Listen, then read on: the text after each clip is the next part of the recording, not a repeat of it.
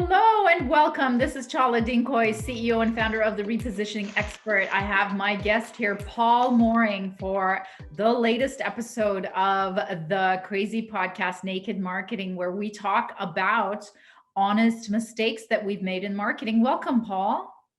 Thank you. It's great to be here. And now there's an amazing view behind you. Is that a mountain of some sort? What is that? It is. It is they're the Phoenix Mountains there's tons of hiking and biking and trails through here. Wow. But it's also a nice place to park. It's beautiful. It's beautiful. Well, so tell us what you do and who you help, Paul. Sure. So I'm a business coach. I'm also a speaker and a best-selling author of the book Get Squared. And I mainly focus on helping entrepreneurs and business leaders who are stuck either at a plateau or they're at startup and trying to get shot out of a cannon. And we get all of their ducks in a row so that they can do that. It's interesting when you visit with somebody who's stuck, they're to this frustration level where they've tried everything and they don't know what to do next. And with a few tweaks and a few different perspectives, we can get things moving again. And that's amazing. So how did you get started in that? Well, it's interesting. I spent 27 years in the insurance industry, and about 14 years into the insurance industry, I realized that my favorite part was coaching people, coaching businesses, whether it be an acquisition or a startup or a tenured business, coaching them and helping them get to where they wanted to go. And it just was always so rewarding. But I only got to spend about 5% of my time doing that because of the demands of the job. So I went to a coaching school put on by the eMyth, and I became an eMyth certified coach back in 2013, knowing that someday I would do that full time. And I started in January of 2020, where I just cut the insurance out and went all coaching. And then the pandemic hit. Yes. Yeah. So oh my gosh. It was a great challenge. But what's it been like to start a coaching business during the pandemic? You know, it gives you another excuse to be slightly behind your numbers, but I'm always a very, very positive person. So it's just part of the game. And I figure if you can start a business during the pandemic and you can survive, what can't you survive? So it just is it's built a lot of business muscle for me. Built up those muscles and that endurance. That's amazing. Well, just so you don't feel bad, at the beginning of COVID, I lost all my income. And I'm a business coach like you. And prior to the pandemic, I would get on stages and, in 60 minutes, I would close, 6 figures in the audience. And then Bob's your uncle, I'd fly back home to Canada and nobody was, I didn't have to do anything. I never lifted a finger. And then come the pandemic, of course, they shut our borders down. So don't feel bad. I lost all my income, but I figured, the pandemic's been a gift to me because just like you, I learned how to navigate online, how to find clients online, it's a new funnel. I built myself a completely new funnel. So I'm back to where I started, and now I can scale even better because I couldn't physically possibly go to the US any more times to be x-rayed, any more human time. So it's wonderful. So tell me specifically who you work with, who do you help? Well, when I went through the eMyth training, it became very apparent to me that you don't have to niche down to a specific industry. So what I try to do is stick with small businesses, which would encompass anybody from the startup to maybe 10 million is the largest one that I work with right now, and just try to work on that. I had a client, my favorite client when I was working directly with the eMyth was a lady from Australia that was the CEO of her company out there, and she was in an industry that didn't exist in the US.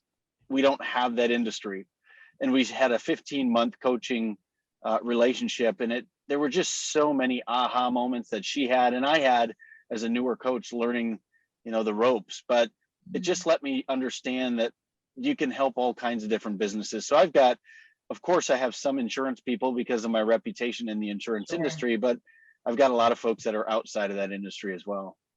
Wow. It's so funny. It's so funny that you're saying this because my my niche, my super niche is niching. And because for 18 years, I worked for corporations like Pepsi, Pizza Hut, Frito-Lay, where like you, I had a corporate background, but I used to say no to every supplier that tried to sell to me. And the reason for that was because they weren't specialized in my industry. So now Yeah. I tell every client, I actually have a process where we actually help them pick which industry and what niche that they're, positioning they're going to have. So I'm fascinated by the fact that there's a training out there that speaks against picking industries. It's amazing. Well, some people are going to have, we would pass clients around if you had no clue how a manufacturing operation worked, it wouldn't really be fair for you to immerse yourself in that for 6 months before you could get any traction to help out the people. So there would be times that we would pass clients around that would make more sense with another coach. Yeah, no, that's great. So tell me about, like, I don't know if you're going to refer to mistakes that you made in the 27 years as you worked in the insurance industry, or if you're going to tell me about mistakes that you've made since you've had your own business. But I'm really curious to see what, marketing mistake that you're going to talk about today.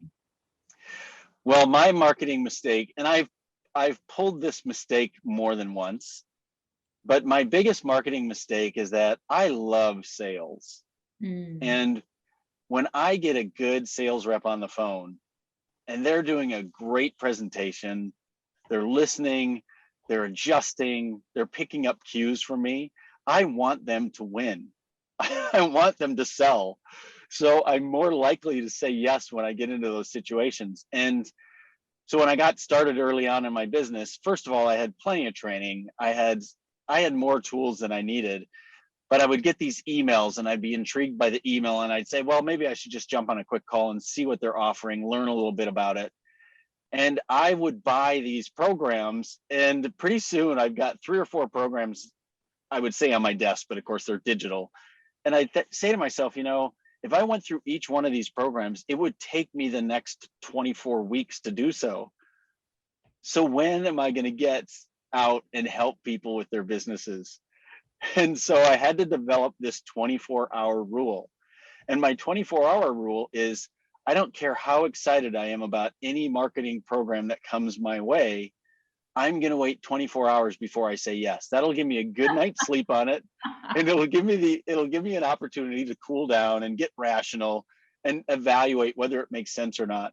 But yeah, I had strapped myself onto some doozies, and I shouldn't have been surprised because at one time, I don't know, call it 2000, I went out to buy a car, and for some reason I was just dead solid on getting a Volvo. So I go to the dealership and I was just going to look that day. And then I bought the silver Volvo and I took it home that night, and I didn't sleep well. And the next morning I got up as soon as the dealership was open and I called and I said, hey, can I bring this back for the gold Volvo? I just want that gold one. Plus this one doesn't have those extra lights on the front and the grill, and I'm just not comfortable with this car. So I need 24 hours before I can be sure of what it is that I want to do. Yeah. And that has happened to me more times than I'd like to admit at this age and this experience level. Yeah, no, that's really great, because you are probably the only person that I've heard on this podcast to talk about that. And yet everybody does it, including me. At the beginning of the pandemic, I bought into the Russell Brunson funnels thing myself. And so, and I'm sure it works because the man's a billionaire. Of course it works. But for me, it didn't work. And so I had to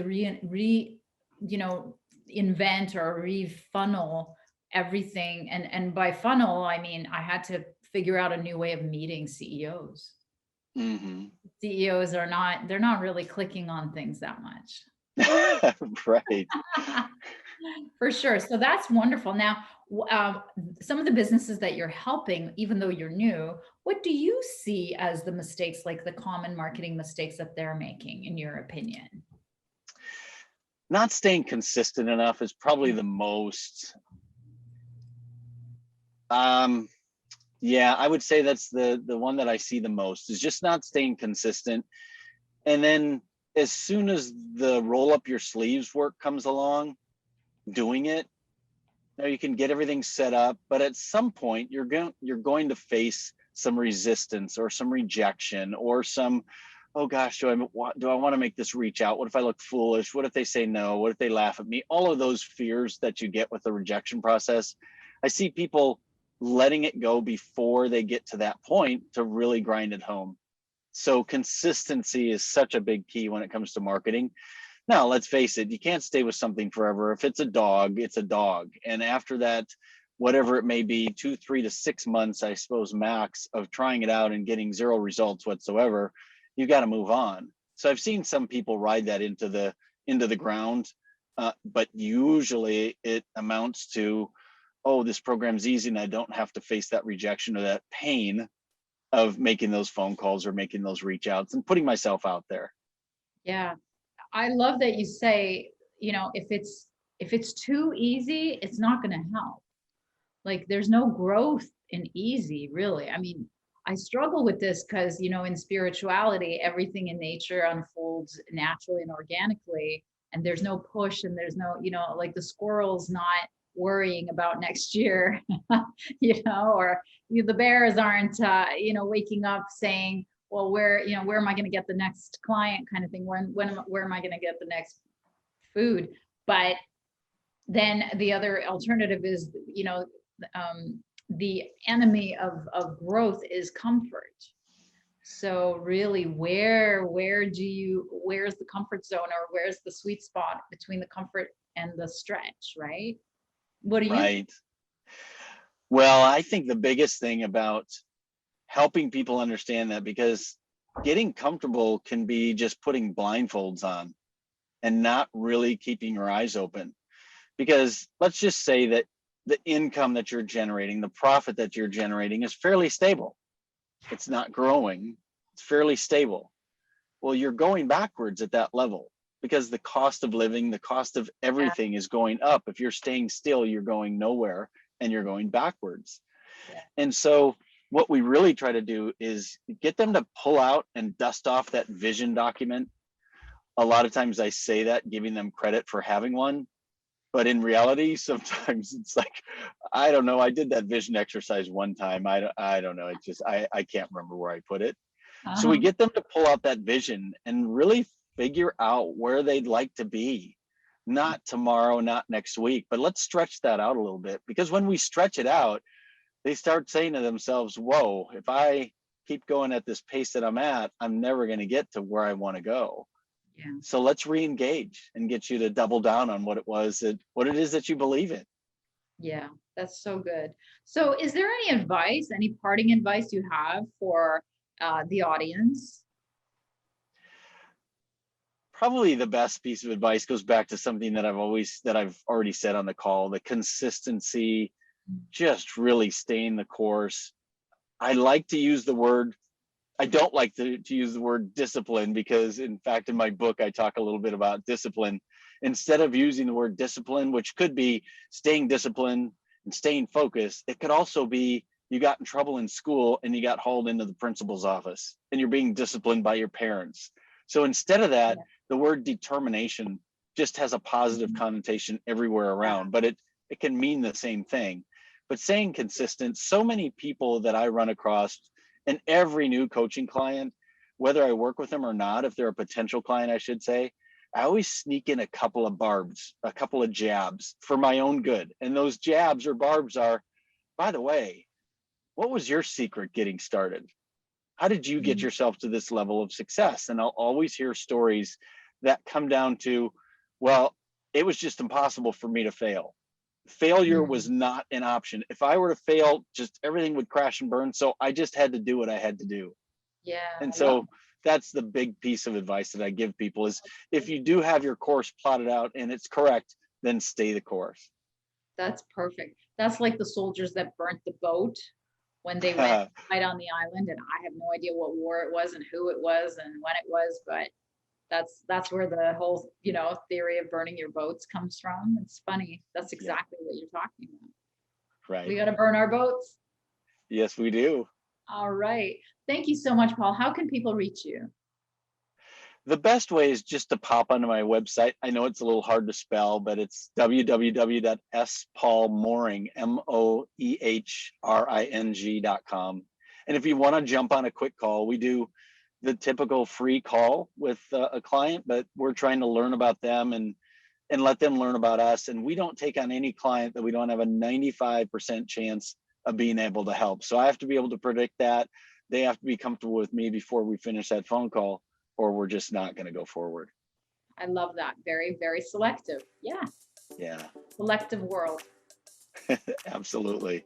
Thank you, Paul. All the best. Thank you.